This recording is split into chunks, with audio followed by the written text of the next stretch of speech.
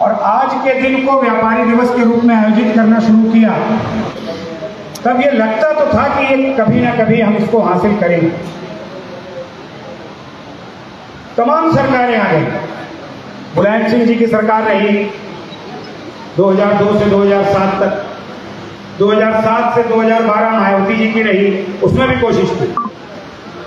2012 से 17 अखिलेश जी की सरकार रही, उसमें भी बहुत ज्यादा कोशिश की। उसमें तो मैं मंत्री था सरकार में, तो भी बहुत कोशिश की। अब वो खाली बात होती रही कि हाँ होगा होगा। लेकिन 2022 या उससे पहले 2019-20 में जब माननीय खन्ना जी से भेंट हुई, भेंट तो बहुत पहले की है 25 साल, और आपके समक्ष ये बिंदु रखा, तो जब आपने उस गंभीरता से ये कहा कि हाँ ये विषय हो सकता है, अभी तक तो पॉलिटिकल चल रहा था, लेकिन पहली बार लगा कि हाँ किसी राजनीतिक व्यक्ति ने बात को गंभीरता से ली, और 22 में बात सुनी, 23 में कैबिनेट से पास हुई और 24 में ये निर्णय हो गया। मैं आपसे बताना चाहता हूं, ये देश के करोड़ों व्यापारियों के लिए निर्णय है, ये सिर्फ संदीप बंसल के लिए नहीं है, सुरेश चबलानी और सुरेश अग्रवाल और कुलदीप अग्रवाल के लिए नहीं। मैं ये भी बताना चाहता हूं कि क्यों है, क्योंकि डीएम के द्वारा व्यापारियों का सम्मान। मैं माननीय मंत्री से निवेदन करूंगा कि आपके आदेश का पालन तो हुआ, माननीय मुख्यमंत्री जी ने जैसा कहा, लेकिन अभी इसमें और थोड़े से सुधार की गुंजाइश है। इसमें कुछ मानक ऐसे तय हो कि सिर्फ ज्यादा टैक्स देने वाला अगर सम्मानित होता रहेगा तो फिर ये व्यापारी उसमें शामिल नहीं हो पाए। जो मध्यम वर्गीय व्यापारी, जो व्यापारी भूषण जैसा काम कर रहा है, ऐसे व्यक्ति, ऐसे व्यापारी को जो समाज में विशिष्ट रूप से कार्य कर रहा है, उसको भी जिलाधिकारी से सम्मानित किया जाए। उसका एक पैमाना हम लोगों ने बनाया था। मैं आपसे निवेदन करूंगा कि एक बार उस पर पुनर्विचार कीजिएगा, ताकि जो अच्छा काम कर रहे हैं उनको भी जिलाधिकारी के द्वारा सम्मानित किया जाए और वास्तव में व्यापारी कल्याण दिवस की सार्थकता सिद्ध हो। ये आपसे निवेदन करना चाहते हैं। एक निवेदन और माननीय मंत्री जी आपसे करना चाहते हैं कि अपनी सरकार ने व्यापारियों की सुरक्षा के लिए संगठन की मांग पर व्यापारी सुरक्षा प्रकोष्ठ का गठन किया, और हम लोग देख रहे हैं इतनी मजबूत कानून व्यवस्था के बाद भी फिर भी कोई ना कोई घटना, कभी किसी सर्राफा व्यापारी के साथ या कभी कोई ना कोई लूट की या इस तरह की घटना होती रहती है। उस पर रोकथाम के लिए अगर व्यापारी सुरक्षा प्रकोष्ठ में जो तय किया गया है कि हर महीने बैठक होगी, हर जिले में बैठक होगी, और उसमें वहां के व्यापारियों को बुला करके एडिशनल एसपी उनकी कानून व्यवस्था की जो समस्या है उसका निराकरण, ये मेरा आपसे एक बार पुनः आग्रह होगा। हालांकि डीजीपी महोदय से हम लोग अभी मिले थे कुछ दिन पहले, लेकिन फिर भी जितना असरदार ये बैठकें होनी चाहिए अभी नहीं हो पाती। ये मेरा आपसे अनुरोध होगा कि एक बार इस पर पुनः पुलिस महानिदेशक से बात करके इनको सुनिश्चित करा दें कि हर महीने हर जनपद में व्यापारियों की सुरक्षा संबंधी बैठक हो और व्यापारी अपनी समस्या को उसके सामने जाके हो। माननीय मंत्री जी, क्योंकि जीएसटी विभाग के आप एक प्रकार से इंचार्ज हैं, विभाग तो माननीय मुख्यमंत्री जी के पास है, लेकिन हम लोगों का प्रतिनिधित्व आप ही करते हैं जीएसटी काउंसिल। तो एक निवेदन आपसे, मैं किसी वस्तु विशेष के लिए नहीं कह रहा, मुझे ध्यान आता है कि चाणक्य से लेकर के और जितने भी अर्थशास्त्री रहे, सबने एक बात जरूर कही है कि टैक्स प्रणाली या टैक्स की दर, कर की दर ऐसी होनी चाहिए जैसे भंवरा फूल में से रस ले लेता है, ना फूल को कष्ट होता है और ना उसके माली को कष्ट होता है। तो टैक्स का सिस्टम, टैक्स की दर ऐसी हो कि टैक्स देने वाली तो जनता है। हम भी एक चीज का मान लीजिए कपड़े का व्यापार कर रहे हैं, बाकी सब चीजों के लिए उपभोक्ता है, या सराफे का व्यापार कर रहे हैं तो बाकी सब चीजों के लिए ग्राहक हैं। तो हमें टैक्स देने में प्रसन्नता हो, और अगर व्यापारी टैक्स ना ले रहा हो तो हम कहें भैया टैक्स तो नहीं ले रहे। टैक्स की दर अगर ये कम हो जाए, ये मेरा आपसे निवेदन होगा कि जीएसटी काउंसिल में एक बार इस पर और विचार हो। जिन वस्तुओं पर 18% टैक्स है, कई 28% के दायरे में हैं, कर की चोरी पूर्णतः समाप्त हो जाए। उसके लिए जरूरी है कि टैक्स की दर कम हो। जब ग्राहक जागरूक होगा, यानी कि हम जागरूक होंगे, तो टैक्स की चोरी समाप्त हो जाएगी। ये मेरा निवेदन माननीय मंत्री जी आपसे है। इस पर बहुत गंभीरता से विचार करने की आवश्यकता।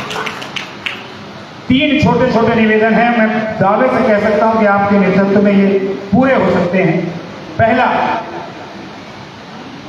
वो व्यापारी जो 60 वर्ष के ऊपर चला गया और किसी कारणवश उसका व्यापार अच्छा नहीं, ऐसे व्यापारी को पेंशन योजना का लाभ दिया जाए। अगर आप सहमत हो तो ताली जरूर बजाइएगा, जिससे ऐसा। दूसरा माननीय मंत्री, दैवीय आपदा, आग लग गई, बाढ़ आ गई, या कोई और बिजली की वजह से किसी व्यापारी की दुकान जल गई या नुकसान हो गया, आपसे निवेदन हो, ऐसे व्यापारियों को मुख्यमंत्री राहत कोष अथवा सरकार के द्वारा आर्थिक सहायता दी जाए, ताकि उनका जीवन दोबारा से चल सके, वो अपने जीवन की गाड़ी को आगे बढ़ाए। और तीसरा, कानून व्यवस्था मजबूत है, हम सब ठीक हैं, लेकिन फिर भी अगर किसी व्यापारी को आवश्यकता है अपनी सुरक्षा के लिए और वो शस्त्र लाइसेंस लेना चाहता है, तो उसको शस्त्र लाइसेंस मिले जो ये जीएसटी में रजिस्टर्ड हो और तमाम विभाग में इनकम टैक्स दे रहा हो। ऐसे व्यापारी को जरूर शस्त्र लाइसेंस मिले। माननीय मंत्री जी, मैं ये आपसे आज के अवसर पर निवेदन करता हूँ। 2 छोटे छोटे और निवेदन करके ये माइक मैं आपको सौंपूंगा। एक, लखनऊ सहित पूरे प्रदेश में जो सड़क पर दुकानें हैं, अब वो आवासीय क्षेत्र नहीं थे, लेकिन वहां पर बाजार नहीं थे। आज से 20 साल पहले, 25 साल पहले बाजार बन गए, दुकानें खुल गई। अब उसको बार बार ये कह के कि आवासीय परिसर है या आवासीय क्षेत्र है, जबकि अभी आपकी सरकार ने आपने निर्णय लिया है कि 9 मीटर और 15 मीटर की अगर चौड़ी सड़क है तो वहां पर 20 कमरों का छोटा होटल बनाया जा सकता है। मैं मंत्री जी आपसे अनुरोध करूंगा, हमारे तमाम साथी यहाँ पर बैठे हैं, चाहे अलीगंज के हों, चाहे राजेंद्रपुरम के हों, चाहे इंदिरा नगर के हैं, कि ऐसी जगहों पर जहाँ पर 15 मीटर 9 मीटर की सड़क है, हमसे आप शुल्क लीजिए, शमन शुल्क लीजिए, और हम आपको पूरा राजस्व देने को तैयार हैं। उन दुकानों को, उन प्रतिष्ठानों को अधिकृत कर दीजिए और उनके ऊपर जो तलवार लटका करती है उससे उनको मुक्त कर दीजिए। ये भी जोरदार निवेदन हम आपको करना है। और एक अभी सूचना मिल रही है कि कल लखनऊ के नगर निगम में कार्यकारिणी की बैठक में बहुत सारे दुकानदारों पर, बहुत सारी दुकानों पर लाइसेंस शुल्क लगाने का निर्णय ले लिया, जो अभी तक कभी था ही नहीं। कपड़े की दुकान हो, सर्राफे की दुकान हो, कोचिंग इंस्टीट्यूट हो, ब्यूटी पार्लर हो, खेल कूद की दुकान हो, जिम हो, चाय की दुकान हो, पेंट की दुकान हो, फर्नीचर की दुकान हो, इन सभी को लाइसेंस लेना पड़ेगा, तब वो व्यापार कर पाएंगे। मुझे लगता है कि ये निर्णय पुनः विचारणीय है। इसको लखनऊ के व्यापारी समाज स्वीकार करने को तैयार नहीं है। इस पर माननीय मंत्री जी आपका जरूर हम लोगों को समर्थन मिलेगा, मैं ऐसी अपेक्षा करता हूँ।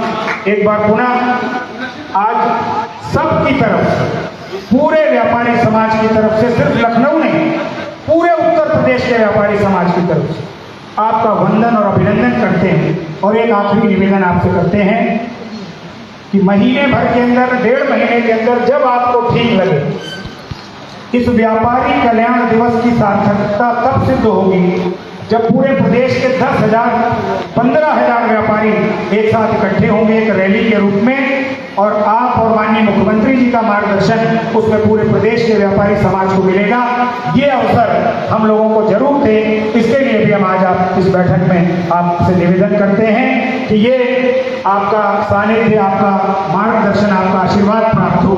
ऐसी अपेक्षा के साथ मैं एक बार फिर आपका दोनों हाथ जोड़ के अभिनंदन करता हूँ, वंदन करता हूँ, बहुत बहुत स्वागत करता हूँ।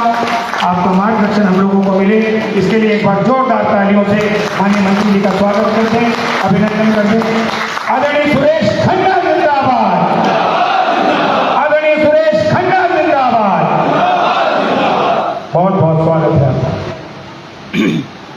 संचालक महोदय।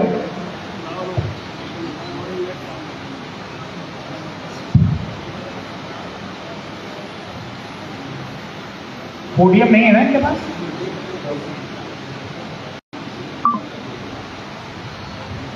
सम्मानित साथियों, हम सब अब कार्यक्रम के अंतिम पड़ाव की ओर है। जैसे कि अभी राष्ट्रीय अध्यक्ष जी ने जो व्यापारी हित में काम हुआ है और आगे जो व्यापारी हित में काम होना है, उनका आग्रह माननीय वित्त मंत्री जी से की है। ये हम सब के लिए अत्यंत गौरव का विषय है कि माननीय वित्त मंत्री जी का सदैव व्यापारी समाज के मार्गदर्शन और उनके समस्याओं के निस्तारण के लिए एकदम तत्पर रहते हैं। और जब भी संगठन ने अनुरोध किया है, उन्होंने उस आग्रह को स्वीकार करते हुए उस समस्या का समाधान किया है। तो अब हम सब लोग उनके विचार को सुनेंगे। मैं आप सभी से निवेदन करता हूं, एक बार पुनः अपने स्थान पर खड़े होकर के माननीय वित्त मंत्री जी का अभिनंदन करें, स्वागत करें। माननीय सुरेश खन्ना जिंदाबाद। एक बार करताल ध्वनि से और अपने स्थान पर खड़े होकर के अभिनंदन करें, स्वागत करें। माननीय सुरेश खन्ना जिंदाबाद। माननीय सुरेश खन्ना जिंदाबाद।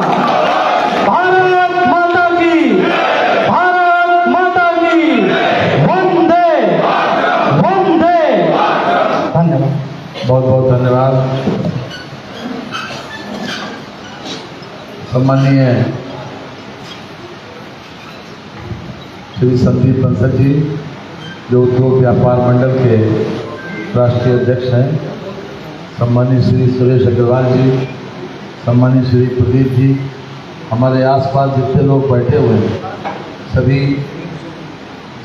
सम्मानीय श्री सुरेश चकलानी जी, सम्मानीय कैलाश चंद जैन जी, सम्मानीय आकाश गौतम जी, सम्मानीय शिव अग्रवाल जी, सम्मानीय पतंजलि यादव जी, सम्मानीय संजय गुप्ता जी, सम्मानीय सुनील गुप्ता जी, सम्मानीय अनीता जायसवाल, सम्मानीय एकता अग्रवाल, सम्मानीय ललित सक्सेना, सर्वरा निगम संचालन अश्वंत वर्मा, सुरेश जी, आकाश जी, अनुज जी। यहाँ पर आज जिन लोगों को सम्मानित किया गया, परम पूज्य स्वामी जी, हमारे जैन साहब, डॉक्टर विवेक जी या डॉक्टर जैन साहब, या दाएं व बाएं या फिर सोने चांदी से लेकर और बीमारी को निजात दिलाने तक सभी लोगों को आपने सम्मानित किया।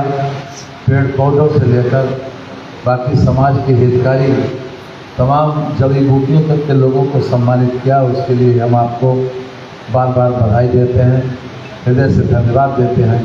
एक बहुत कंस्ट्रक्टिव सोच, एक बहुत ऐसे लोगों को प्रोत्साहित करना कि जिन्होंने वास्तव में समाज के लिए कुछ न कुछ दूसरों की ज़िंदगी को आसान बनाने के लिए तन से, मन से, अपने श्रम से, और आवश्यकता पड़ती है तो धन से भी सेवा करने का जिन्होंने संकल्प लिया, आप सभी लोगों के प्रति मैं हृदय से आभार भी प्रकट करता हूँ, बधाई देता हूँ और ईश्वर से प्रार्थना करता हूँ कि आपको और अधिक जन सेवी भावना से ईश्वर कार्य करने की प्रेरणा देता रहे।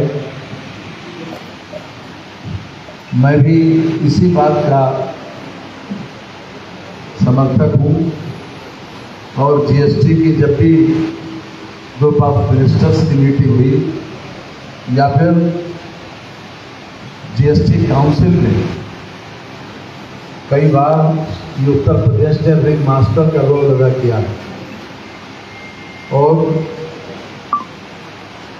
निर्णायक भूमिका कई बार इस बात पर रही जो उत्तर प्रदेश ने लीड ली है। ये पिछले साल 12 जुलाई 2023 को इंडियन एक्सप्रेस ने एक बहुत बड़ा स्कूल छापा था और 11 जुलाई को वो निर्णय हुआ था और उससे हिंदुस्तान में खास तौर से और उत्तर प्रदेश को एक बहुत बड़ा लाभ मिला है।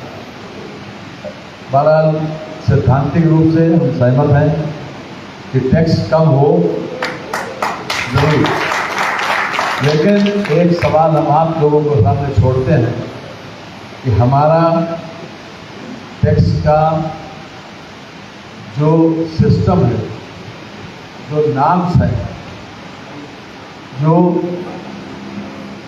नियम बनाए गए, उसमें लोग अपनी बौद्धिक क्षमता से, अपने अनुभव से जितना फायदा उठाते हैं कि उसकी मंशा को ही कभी कभी प्रश्न लगा देते हैं। आज हिंदुस्तान में आप कल्पना करिए कि जितने भी टैक्स पेयर्स हैं हिंदुस्तान में, क्या वास्तविक संख्या उतनी ही है जितने लोगों का जो लोग टैक्स देते हैं? ये हम सवाल आपके सामने छोड़ते हैं, बाकी हम कुछ भी नहीं कहेंगे। मैं रूलिंग पार्टी का मेंबर हूँ, लेकिन एक सवाल हम आपके सामने छोड़ते हैं। जीएसटी काउंसिल का जो नेचर है, वो नेचर ये है कि हम किसी के ऊपर कंपाउंडिंग टैक्स नहीं लगाते। कंपाउंड जीएसटी काउंसिल के नेचर में नहीं है, जबकि हमारा नेचर जो है, हमारा नेचर क्या है, सोसाइटी का नेचर ये बन गया कि हमारे ऊपर कंपाउंड टैक्स लगा दो, तभी हम रुकेंगे। पता नहीं मैं अपनी बात को कहाँ तक कह पा रहा हूँ, लेकिन वास्तव में जीएसटी काउंसिल का जब कोई वस्तु गुड्स एंड सर्विस टैक्स, या तो सर्विस हो या हम गुड्स का उपभोग करें, तभी टैक्स लगना चाहिए। कंपाउंडिंग के ऊपर आपके सामने, आपके पास किसी सर्टेन कैपेसिटी की कोई मशीन है, उस मशीन के ऊपर टैक्स नहीं लगेगा। ये जीएसटी काउंसिल के नेचर है। इसलिए ये सवाल जीएसटी काउंसिल के सारे प्रांत मिलकर करते हैं, और एक ऐसा सेटअप तैयार हुआ हिंदुस्तान का कि पार्लियामेंट में जितना आप देखते हैं, शोरगुल देखते हैं, पार्लियामेंट के एडजॉर्नमेंट देखते हैं, पार्लियामेंट में बहुत सी चीज़ें ऐसी आ जाती हैं कभी कभी जो कि नहीं आना चाहिए। वो एक डिबेट का मंच है, हल्ला गुल्ला का मंच नहीं है, लेकिन फिर भी होता है। लेकिन उस मंच पर कभी हल्ला गुल्ला नहीं होता, हर निर्णय कॉमन कंसेंसस से लिया जाता है। कॉमन कंसेंसस यानी जो हाउस की जितनी मर्जी हो। अभी तक मैं 6 बरस से जीएसटी काउंसिल में बैठता हूँ। मैं मुख्यमंत्री का रिप्रेजेंटेटिव हूँ, या विभाग मुख्यमंत्री जी के पास है, लेकिन मुख्यमंत्री जी की व्यस्तता की वजह से मैं उनको रिप्रेजेंट करता हूँ जीएसटी काउंसिल में, और उत्तर प्रदेश का उसमें बहुत बड़ा योगदान, बहुत बड़ा रोल है उस जीएसटी काउंसिल में। लेकिन कभी भी वहाँ हल्ला गुल्ला नहीं होता, वहाँ ब्रेन, मेरिट्स और तर्कों के आधार के ऊपर कॉमन कंसेंसस बनाकर निर्णय होते हैं। आज तक केवल एक निर्णय में ऐसा हुआ जिसमें नोट ऑफ डिसेंट केवल एक स्टेट का आया, एक स्टेट। खैर वो हम उस लंबी बहस पर नहीं जाना चाहते, लेकिन जिस उद्देश्य से यहाँ पर बात आई, तो हम सैद्धांतिक रूप से इस बात से सहमत हैं कि जिस प्रकार से भौरा फूल का रस तो चूसता है, लेकिन खुशबू वही देता है, फूल खुशबू देता है। ये समाज जो हमारे सामने बैठा है, ये हमारे रेवेन्यू का बहुत बड़ा सोर्स है। आपका श्रम, आपकी पूंजी और आपका मन और आपकी जो लगन है, उससे ये देश के 140 करोड़ लोग पलते हैं, उसमें हिस्सा आपका भी हिस्सा। इसलिए सैद्धांतिक रूप से हम सहमत हैं। तो 3-4 बातें आपने व्यापारी पेंशन की कही, दुर्घटना प्रतिकर की बात कही, शस्त्र लाइसेंस की बात कही, और 18 से 24 फीट की सड़क के ऊपर कॉमर्शियल रूप से उसको उपयोग करने की बात कही। आप ही लोग कहते हो कि हमारे बीच से डेयरी हटा दें। हम लोग डिस्क्रिमिनेट नहीं कर सकते कॉमर्शियल एक्टिविटी कि कौन सी कॉमर्शियल एक्टिविटी हो। सर्राफ साहब बैठे तो रोका मैंने इसीलिए कि सोने का काम करते हैं। चांदी गलाने में जिस प्रकार से धुआं निकलता है, वो हमारे बैठे योग के जो है शिक्षक, इनको भी इसीलिए रोका। चांदी गलाने में जो धुआं निकलता है, आप कल्पना नहीं कर सकते वो कितना ज़्यादा पोल्यूशन पैदा कर सकता है। फिर आप कहोगे कि आपने ये अलाउ क्यों किया। क्या आप अलाउ क्यों किया? तो आप एक तरफ किसी चीज को अलाउ करना और उसको इम्प्लीमेंट करना, हम कानून बना दें, कानून तो इनकम टैक्स का भी बना हुआ है, कानून सब बने हुए हैं, लेकिन कानून के इम्प्लीमेंटेशन में कितनी बाधाएं आती हैं इसकी कल्पना आप लोग नहीं कर सकते। जो लोग उस सिस्टम में हैं वो लोग महसूस करते हैं। धीरू भाई अंबानी ने 1959 में कंपनी बनाई और 1 रुपया भी कभी टैक्स नहीं दिया, 96 से पहले 1 रुपया। पहली बार 50 करोड़ रुपया 1996 में दिया, पहली बार। लेकिन क्यों ऐसा नहीं था?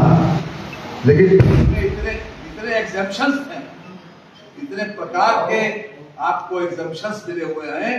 वो लोग अगर सब जानकार मिल जाएं, जब बहुत सी चीजों की हमें जानकारी नहीं मिल पाती। हिंदुस्तान में 1970 में राइट टू इंफॉर्मेशन के लिए उन्होंने कहा जब सूचना का अधिकार मिलेगा तभी ये हम राइट टू स्पीच, तो फ्रीडम ऑफ स्पीच को हम ठीक प्रकार से एक्सरसाइज कर सकते। 1971 में ये भी हुई थी, 2004 से लेकर 2004-5 इसका फैसला हुआ, 34-35 वर्ष के बाद तभी हमको राइट टू इंफॉर्मेशन मिला। राइट टू इंफॉर्मेशन का बुनियाद 34 साल का, जब फ्रीडम ऑफ स्पीच का इसकी बुनियाद में हमें फ्रीडम ऑफ स्पीच से शुरू हुआ। जब फ्रीडम ऑफ स्पीच तब होगा जब हमें राइट टू इंफॉर्मेशन मिलेगा, हमें हम सूचना प्राप्त करने का अधिकार 34 वर्ष करना चला तब हमें राइट टू इंफॉर्मेशन। ये बात हम इसलिए कह रहे हैं कि जो कुछ भी हमने अभी तक अचीव किया, जहां पर हम खड़े हैं, हमने सुधार की तरफ हिंदुस्तान में अगर ऐसा इंथुसियास्टिक प्रधानमंत्री 1952 में बने होते तो शायद आज देश हमारा डेवलप्ड कंट्री की श्रेणी में होता। हम अंडर डेवलप्ड कंट्री के रूप में जाने नहीं जाते थे। एक बहुत बड़ी आवश्यकता इस बात की थी उस समय, पॉलिटिकल विल की, एक मजबूत नेतृत्व की, एक ऐसा ऑप्टिमिस्टिक नेतृत्व जो हिंदुस्तान को उस वक्त अगर आत्मनिर्भर बनाने का सपना देखता तो शायद आज हम आजादी के 75 साल के बाद ये नहीं कहते कि हम 100 साल में आत्मनिर्भर बना। आज हम आपको जानकारी दे दें, आज जो इथेनॉल का प्रयोग हमारे देश में है और बाकी चीजों के लिए हिंदुस्तान किसी का मोहताज नहीं है सिवाय तेल के। हम 86% तेल दुनिया के दूसरों देशों से लेते हैं, 86% पेट्रोलियम पदार्थों के लिए आज हम दूसरों पर निर्भर हैं। और आज नई खोज के हिसाब से 100% इथेनॉल पर आपकी गाड़ी चल सकती है। अगर आप इथेनॉल पर गाड़ी चलाएं तो 100% इथेनॉल पर गाड़ी चल सकती है। और इथेनॉल का मैन्युफैक्चरिंग हमारे कृषि उत्पाद से बन सकता है, पराली से इथेनॉल बन सकता है, कोई से इथेनॉल बन सकता है। अभी तक 10% इथेनॉल वास्तविक रूप से अलाउ किया गया है। लेकिन गडकरी जी के पास एक गाड़ी है, अभी इस समय आज की तारीख में मैं कुछ मेरे पास आए थे नोवा के लोग, नोवा मैन्युफैक्चरिंग वाले मुंबई से कानपुर आए, उत्तर प्रदेश के लोग लिखते थे जीएसटी में, तो हमारा जीएसटी जो हम नया एक फार्मूला लेके आ रहे हैं, इसमें हमारा जीएसटी हमने गाड़ी इसी महीने की 22 तारीख अगस्त की 22 तारीख को मैंने कहा मेरी जीएसटी काउंसिल की एक ग्रुप ऑफ मिनिस्टर्स की मीटिंग है, आप हमको उस गाड़ी पर दिखाओ। तो हमने कहा गाड़ी बोले एक जीएसटी पर दिल्ली में है, दिल्ली के पास एक मुंबई में हमारे यहाँ, तो हमें दिल्ली वाली गाड़ी लाई। मैं और हमारे लिए इस समय अपॉइंटेड सेक्रेटरी हैं मिस्टर श्री देवराज, वो हम दोनों लोग बैठे लेके आए, 10:15 बजे का टाइम तय हुआ और हम उससे नॉर्थ ब्लॉक जहाँ पर मेरी उसकी मीटिंग थी तो उसी गाड़ी में पिकअप भी बेहतर है और कहीं पर से ये नहीं लगता है कि पेट्रोल की गाड़ी में नहीं। आप लोग चाहें तो देख सकते हैं। और गडकरी जी ने कई बार अपने उद्बोधन में इस बात को इंगित भी किया था कि हम उस तरफ बढ़ रहे हैं। आज जो ग्रीन हाइड्रोजन, ग्रीन एनर्जी की बात हो रही है वो भी अपने आप में एक बहुत बड़ा इनोवेशन है। और हिंदुस्तान को मैं समझता हूँ कि आत्मनिर्भर जो 2047 को मोदी जी कहते हैं, अगर ये व्यवहारिक रूप से अगर ये हो गया तो हम बहुत जल्दी आत्मनिर्भर हो जाएंगे। आज